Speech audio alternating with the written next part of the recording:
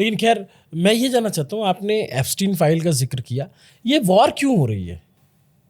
ये जो वॉर चल रही है इसके पीछे है क्या एप्स्टीन फाइल कहीं से?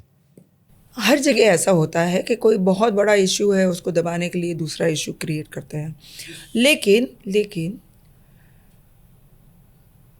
जो अभी जानकारी वेस्टर्न कंट्रीज से आ रही है और वहाँ का डिजिटल मीडिया बताता है, वहाँ का मीडिया जो बताता है, उससे समझ में ये आता है कि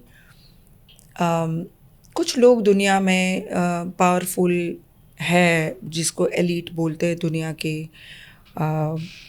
वो वन वर्ल्ड वन करेंसी का कॉन्सेप्ट लेकर चल रहे हैं और उनका मानना है कि पूरी दुनिया के रिसोर्सेज उनके हाथ के नीचे आए। इनडायरेक्टली तो मैं सुनती आई हूँ कि वो करते ही हैं, लेकिन ये तो बहुत सीधा हो गया कि अगर आप उसमें प्लग इन करोगे तो आप हो और नहीं करोगे तो आप नहीं हो। अब हमने कभी नहीं सोचा था कि हम फ़ोन से पैसा पे कर सकते हैं। हम डिजिटल करेंसी का इस्तेमाल करने लगे हैं फ़ोन से। उसके पहले हमने नहीं सोचा था कि हम फ़ोन का इस्तेमाल करके पैसा दे सकते हैं।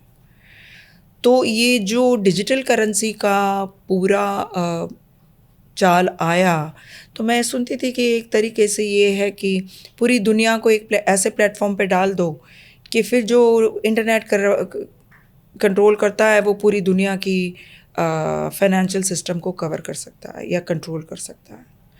अब हम ट्रेडिंग के लिए डॉलर उठाते हैं तो आपको अमेरिका में आपका सोना रहता है, आपको डॉलर मिलता है, जो ट्रेड रिजर्व बोलते हैं। तो उस तरीके से एक नई व्यवस्था को जन्म हो चुका है। अब उसका रीबूट रीसेट हो रहा है, उसके लिए शायद एक चीज़ है। और अभी तक डॉलर पेट्रोल से जुड़ा हुआ है, तो हम उसको पेट्रो डॉलर बुला रहे हैं, अमेरिका के डॉलर को। पर जब से ब्रिक बना अमेरिकन व्यवस्था और वेस्टर्न व्यवस्था के सामने, जब एक नई पैरेलल व्यवस्था खड़ी हो गई कि आपने IMF किया है तो फिर हमने यहाँ पर एशियन बैंक, ब्रिक्स ने भी बैंक बनाई, ब्रिक्स अपनी करेंसी की बात कर रहा है। तो मुझे लगता है कि जो वेस्टर्न पावर्स है थोड़े थ्रेटन हो गए, थोड़े नहीं बहुत सारे थ्रेटन हो गए। और जब से निक्सन आए और गोल्ड स्टैंडर्ड उन्होंने डिसकंटिन्यू किया, तो अमेरिका के डॉलर पेट्रोल से जुड़ गए, जो काला सोना बताया जाता है। तो आप गल्फ़ कंट्रीज़ में जब आप कोई भी डिस्टर्बेंस देखते हैं किसी भी तरह का, तो उसका सीधा असर पेट्रोल पे और डॉलर पे होता है, पेट्रो मनी पे होता है। तो विजन थोड़ा गहन है, लेकिन बात यह है कि दुनिया में 3-4 फ्लैश पॉइंट है। Gaza Israel, Bharat Pakistan, south Korea north Korea, अभी रशिया यूक्रेन हुआ है। यहाँ कहीं आग लगती है तो आधी दुनिया झुलस जाती है कि आप कहाँ खड़े रहोगे व्यवस्था में। तो अब इज़राइल ने शुरू की जंग, और मेरे मानने से इस जंग का तो पिछले 3 दशक से ईरान इंतज़ार, 3-4 दशक से, जब से शाह का तख्ता पलट हुआ तब से इंतज़ार कर ही रहा है। तो वो तो जंग के लिए तैयारी है। आपने रातों रात तो नहीं किया ना, अब तो बोलते रहे कि हमला करेंगे, तो वो तो बिल्कुल जंग के लिए तैयार थे। अब अगर आपको जंग रोकनी भी है तो अमेरिका इज़राइल जंग रोक नहीं सकता, जंग तो ईरान रोकेगा। उसकी तैयारी है, वैसा दावा मैं रोज़ पढ़ती हूँ, अखबारों में, मीडिया में देखती हूँ, वो कह रहे हैं। और जहाँ जहाँ अमेरिका ने अपने गल्फ़ में ठिकाने बनाए मिलिट्री के प्रोटेक्शन के लिए, सब पे हमला हो रहा है। कुछ बिलियन का उन्होंने रडार बनाया था, उसको फोड़ दिया। अब तो हर जगह जहाँ जहाँ अमेरिका के ठिकाने हैं वहाँ हमले हो रहे हैं। बट क्या ये जंग जो शुरू हुई ये एक्चुअल में ऑयल के लिए हुई है या रिजीम चेंज करने के लिए हुई है? इसके मैं इसलिए जब आपने कहा कि कुछ लोग हैं, तो मेरे दिमाग में एक सवाल आया। मज़े की बात बताती हूँ। अफ़गानिस्तान में तालिबान को हटाने के बाद में 12-14 साल के बाद में अमेरिका ने वापस तालिबान को बिठाया। किसको बिठा के गए, है ना? और अभी अमेरिका में जो मीम चल रहा है वो वहीं कह रहे हैं खामेनी को हटा के खामेनी आया। मैं नहीं मानती इतना बड़ा मिसकैलकुलेशन होता है। क्या ये जंग अमेरिका हार चुका है? चुका है तो मैं नहीं बोल सकती वर्डिक्ट के साथ, पर लग रहा है कि पलड़ा उनका भारी नहीं है।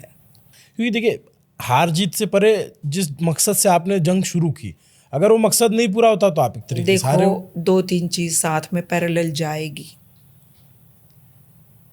आप क्या कर रहे हो वो तो दुनिया देख रही है। आपने यूक्रेन में वॉर रुकवाने की बहुत कोशिश की, नहीं हुआ। जो शर्त पुतिन रख रहे हैं वो आप मंजूर नहीं कर रहे हो। नाटो देख रहा है एक तरफ बैठ के खेल, नाटो इसमें शामिल नहीं हुआ। नाटो को पता है कि अगर हम शामिल हो जाएंगे तो फिर यूक्रेन का हम बाजी हार जाएंगे। यहाँ कुछ किया तो फिर रशिया तो चढ़ी जाएगा उस चीज़ को लेकर। हम सुनते आए हैं कि भाई ईरान पे बम गिर सकता है, परमाणु बम गिर सकता है।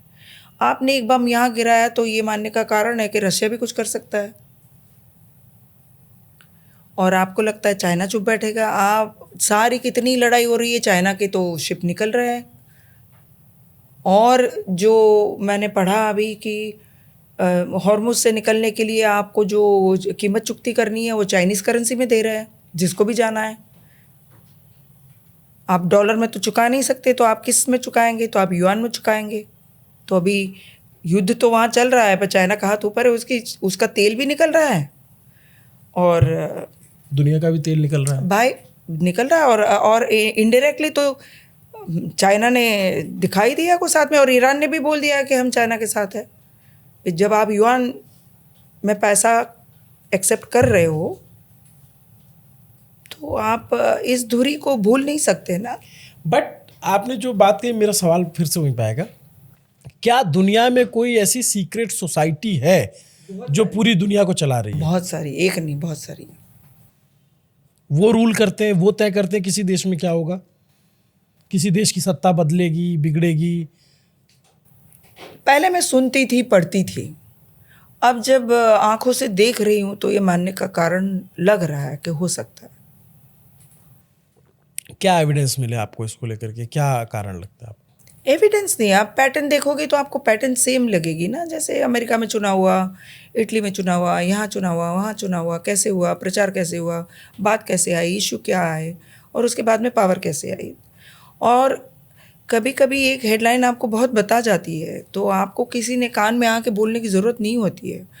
ये दुनिया में जो चल रहा है अभी वो चेस बोर्ड है। आप किसने कहा अपनी गोटी उठा के रखी, तो आपको, अगर आप घटनाओं को रोज़ देखते हो, न्यूज़ कवर करते हो, तो आपको समझ में आएगा कि कौन सी गोटी कहाँ गई तो उसका मायना क्या होगा और आगे क्या आएगा। उसमें आपको आइंस्टाइन बनने की ज़रूरत नहीं होती। जैसे बांग्लादेश में सत्ता परिवर्तन हुआ या नेपाल में हुआ, तो इसमें भी क्या वो सीक्रेट सोसाइटीज जो है उनका इन्वॉल्वमेंट है? सीधे नहीं होता है, एजेंसियाँ कार्यरत रहती है, ऐसा मैं सुनती हूँ। और जिस तरीके से होता है तो खालिदा भाई, जो बांग्लादेश से बात आई थी तो सीधी थी कि वहाँ एक टापू है, वो आप अमेरिका को चाहिए, बंगाल की उपसागर में अपना एक स्टेशन बनाना है उनको, तो उन्होंने मना कर दिया, तो सत्ता से हट गए। ऐसा वहाँ की जो प्रीमियर थी उनका दावा है। जब वो देश छोड़ के निकली तो उन्होंने कहा कि मुझे हटाया इस वजह से हटाया। मैं क्या बोलूँगी, आप क्या बोलोगे?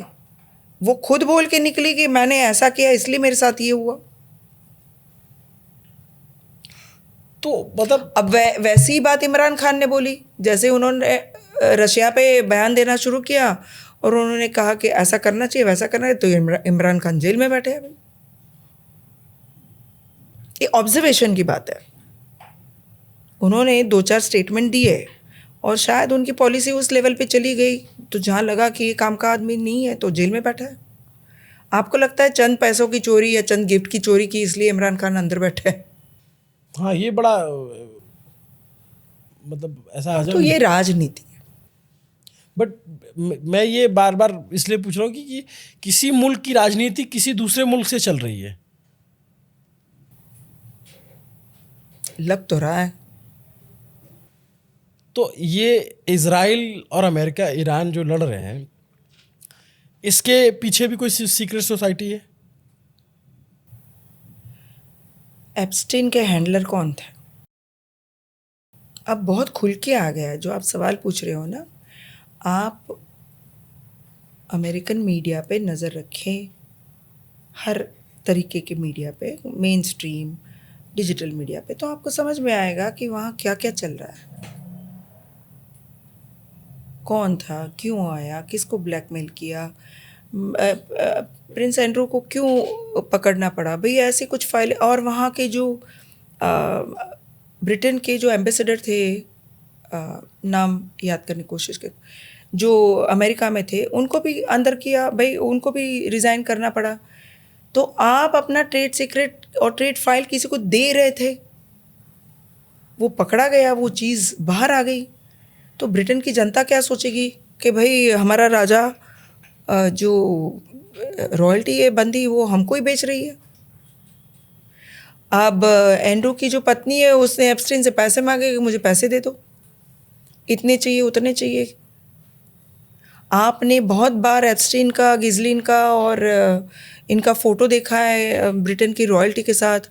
आपने बाकी की स्कैंडिनेवियन कंट्रीज़ की रॉयल्टी में भी ये चीज़ आई है और रिज़ाइन करना पड़ा है। किसी के राजकुमार की बात है, प्रिंस की बात है, किसी की इसकी बात है, किसी की बीवी की बात है। तो आप देखते हो कि जब फाइल खुलने लगी तो उसमें क्या क्या आया, पर अभी भी सिलेक्टेड हिस्सा आया है ऐसा लग रहा है, क्योंकि जो सारा मेजर चीज़ बाहर आई है वो यूरोप को लेकर आ रही। तो एक थियोरी मैं सुनती हूँ, पता नहीं कितना सच है नहीं, कि अमेरिका एक कॉरपोरेशन है, वो सॉवरेन नहीं है, और जो लॉबी अभी सत्ता में बैठी है वो चाहती है कि अमेरिका सॉवरेन बने, और जो जिन जिन का हिस्सा है अमेरिकन फेडरेशन में वो हिस्सा निकल जाए। तो अगर मैं ये मूव देखने जाऊँ तो मुझे लगता है ट्रम्प खुल के रशिया के सामने कुछ नहीं बोल रहे, चाइना के सामने कुछ नहीं बोलते, लेकिन यूरोपियन देशों के सामने बोलते हैं। अब नाटो के सामने उनका रिश्ता कैसा है, आप रोज़ एक स्टेटमेंट पढ़ते हो कि आप आए हो, आप बुज़दिल हो, आप नहीं आए हो, आप वॉर में शामिल नहीं हो रहा है ना। उसमें किसी की ज़रूरत नहीं है, ये सारी चीज़ें पब्लिक डोमेन में है। आपने बताया कि अमेरिका सॉवरेन नहीं है, थोड़ा सा उसको और डिकोड करेंगे क्या है? जैसे सिंगापुर है, कंपनी जैसे चलती है वैसे, कि अमेरिका में सारे माइग्रेंट है, तो बाहर से आए हुए लोग और जो पावरफुल लोग हैं उनके शेयर्स है उनके फेडरेशंस में, तो उनका इंटरेस्ट अमेरिका में है। वो अपने इंटरेस्ट को बचाने के लिए अमेरिका की क्या पॉलिसी रहेगी, उनके दोस्त कौन होंगे, दुश्मन कौन होंगे, वैसा तय होता है। और वो जो तय करते हो पूरी दुनिया पे लागू हो जाता है? ज़रूरी नहीं है, लेकिन सिर्फ बट आप एग्जाम्पल तो ऐसे ही दे रहे हो कि जो वेस्टर्न वर्ल्ड के खिलाफ गया उसको फिर ये लोग। दिखता है आपको। एग्जाम्पल क्या दे रही हूँ, अभी क्यों ईरान में हुआ, ईरान ने क्या किया था, तो हुआ ना। उनको लगता है न्यूक्लियर नहीं बनाना चाहिए, वो इमीडिएट कारण था, थ्रेट थी। पर मेरा मानना है कि जो पूरा पेट्रोलियम की लॉबी और जैसे पेट्रो डॉलर की चीज़ें चल रही है वो कैसे रहेगी, नहीं रहेगी, फाइनेंशियल पॉलिसी के लेवल पे क्या होगा, बिटकॉइन क्यों आया, बिटकॉइन क्यों जा रहा है, क्रिप्टो करेंसी क्यों चल रही है, ये सारे तार एक दूसरे से जुड़े हुए हैं। एक बात बताइए मैम, जब ये सब चल रहा है तो मेरे जहन में अब बातचीत करते हुए दो बयान आते हैं। पहला, देश की पार्लियामेंट में प्रधानमंत्री नरेंद्र मोदी का बयान। नरेंद्र मोदी प्रधानमंत्री हमारे वो कहते हैं कि तैयार रहना होगा, कोरोना जैसी तैयारी हमने कर रखी है, एक तरीके से आगाह कर रहे हैं देश को। और दूसरी तरफ out of nowhere Abdul Basit जो पूर्व हाई कमिश्नर है भारत के पाकिस्तान के, यहाँ पे दिल्ली भी स्टेशन थे वो, उनका बयान आता है कि अगर हमारे पे बम गिरा तो हम भारत पे उसके शहरों पे बम गिराएंगे। ये कैसे हो रहा है? जैसे क्या इनका कुछ है, मतलब एक तो पीएम वाले बयान को लेके कि वो चिंता, और दूसरी तरफ वो कह रहा है कि हम भारत पे अटैक करेंगे, तो कहाँ से आ रही है बात? भारत पे क्यों अटैक करेगा? भारत से तो अभी कोई वो विवाद नहीं चल रहा है। जंगल में आग लगी है, आपका गांव बगल में है, तो आपके गांव तक आग आएगी कि नहीं आएगी? पाकिस्तान तो पड़ोस में है ईरान के। तो हमारा ईरान कौन सा दूर है हमसे? अगर ईरान की आग गल्फ के खाड़ी के सारे देशों में गई है ना, बिल्कुल। दुबई पे हमला हुआ, कतर पे, बहरीन पे, हर जगह हुआ ना, तो जिसका पलड़ा बहुत वीक है वो कोशिश करेंगे कि ज़्यादा से ज़्यादा लोग शामिल हो, तो आग हम तक आ सकती है। और प्रधानमंत्री ने कहा, बहुत सही कहा, कि युद्ध जैसा जो अपने घर के बगल में लगा है, आपका घर, आपका गांव जंगल के बगल में, और जंगल में आग लगी है, तो आपको प्रशासन बोलेगा ना कि भाई हट जाओ वहाँ से, आपका घर जल सकता है। जैसे आपने अमेरिका में देखा, हॉलीवुड में आग लगी थी तो पूरा आधा हॉलीवुड जल गया, बड़ी बड़ी कोठियाँ जल गई, बड़े बड़े लोगों की कोठियाँ जल गई। तो जंगल की आग घर तक आते हुए देर नहीं लगती। तो ये दूरंदेशी की बात है। तो प्रधानमंत्री ने बिल्कुल सही कहा कि अगर आग कहीं जंगल में लगी है, हमारे घर तक आए, तो हमें चौकन्ना रहना है, हमें तैयार रहना है। आपको दिख रहा है कि आग बढ़ सकती है? कह नहीं सकते, जिस तरह से अगर हवा हमारी तरफ निकली तो आ भी सकती है। हम तो नज़दीकी है ना, हम उसी भारत पाकिस्तान उस धुरी पे है ना, जहाँ यहाँ ये युद्ध हो रहा है, उस धुरी पे हो रहा है। हमसे ईरान कितना दूर है? हमसे खाड़ी के देश कितने दूर है? हमारा तेल आता है तो अभी तक तो हमें तेल दिख रहा है, पर आप ये भी समझिए, उसका बाहर से जो हमारी बाकी का अनाज भी मंगवाते हैं, हम दालें मंगवाते हैं, हम चावल आते हैं, हमारे गेहूँ आते हैं, बहुत सारी ऐसी प्रोडक्ट आती है जो रोज़मर्रा के जीवन में हमको ज़रूरी है। अगर जहाज़ वहाँ से नहीं जा रहा है तो सारे जहाज़ नहीं आएंगे। तो प्रधानमंत्री बिल्कुल हमको आगाह कर रहे हैं कि तैयार रहिए, और सही है, ये तैयार रहना चाहिए हमको। बट पाकिस्तान ये अचानक से क्यों कह रहा है कि हम बम मारेंगे इंडिया कोई में? रणनीति की बात है जो आजकल परसों नरसों खुली हो जाएगी। कुछ तो है पर्दे के पीछे। आप बात सही है भाई, अफगानिस्तान पाकिस्तान लड़ ही रहे हैं ना, दो देश तो लड़ ही रहे हैं, वहाँ लड़ाई चल रही है, आपको पता है ना। दो बातें आपने जो कही ना, वो मुझे बहुत खतरनाक लग रही हैं।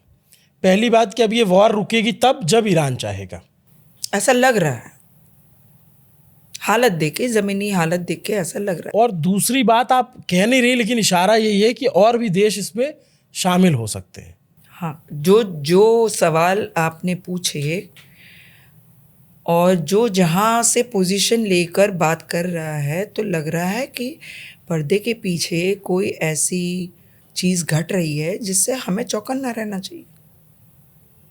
फिर मेरा पर्दे के पीछे बात होती तो फिर मुझे वो सीक्रेट सोसाइटी, पर्दे के पीछे का मतलब ये है कि जो बात हमें पब्लिक डोमेन में अभी तक नहीं आई है, उस बात की बात हो रही है कि अगर ऐसा कुछ हो रहा है और हमारे देश के प्रधानमंत्री कोई संदेश दे रहे हैं, तो हमें, हमारे घर के बगल में आग लगी है पड़ोस में, और वो जंगल की आग है, वो एक घर नहीं जल रहा है, वो जंगल जल रहा है, और उस जंगल से आधी दुनिया जल रही है, तेल से आधी दुनिया परेशान है। तो इकोनॉमी को खा सकती है, अपनी सप्लाई को खा सकती है। आप सोचो, सप्लाई को खा सकती है। अगर तेल आ जा रहा है, हम जुगाड़ कर रहे हैं, पर अगर ये कुछ लंबा खींच गया तो तेल की तकलीफ हो सकती है। ये नेचुरल है, इसमें बुद्धि लड़ाने की क्या बात है कि अगर वो तेल वहाँ से नहीं जा रहा है और अगर वहाँ भयंकर आगे का स्टेप और भयंकर है, तो फिर हमारा तेल पानी अटक जाएगा। हमारा जो वहाँ से बाकी का सप्लाई आता है, हमारा जहाँ ध्यान नहीं गया है, बहुत सारी चीज़ें हमको विदेश से मिलती है ना, हम इंपोर्ट कितना करते हैं, वो जब आप खोज के निकालोगे तो आपको समझ में आएगा कि हम बाहर के कितने देशों से क्या चीज़ मंगवा रहे हैं। और उसमें आप ये भी खोज सकते हो कि ABCDEFG देश से हमारा आयात अगर इतना है तो उसमें हॉर्मोज आता है कि नहीं आता है, वो भी देख लो।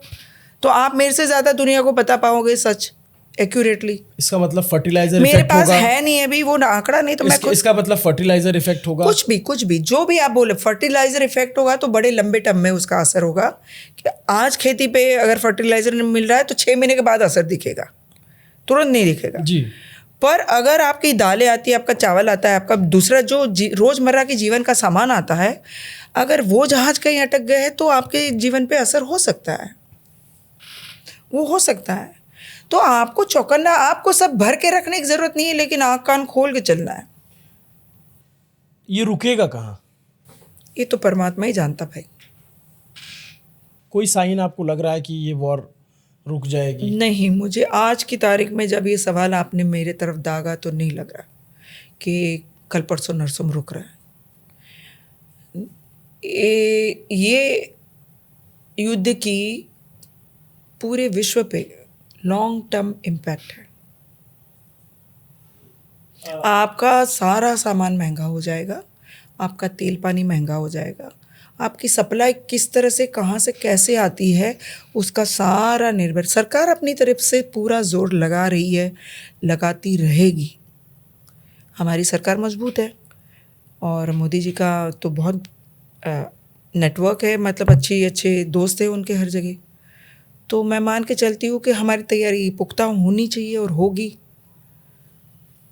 पर अगर 6 महीने ज़्यादा खिंच गया तो आप ही सोच लो कौन क्या ही कर सकता है। दोस्ती से याद आया कि वॉर के जस्ट पहले प्राइम मिनिस्टर का इजराइल जाना, वो क्या इंडिकेशन था?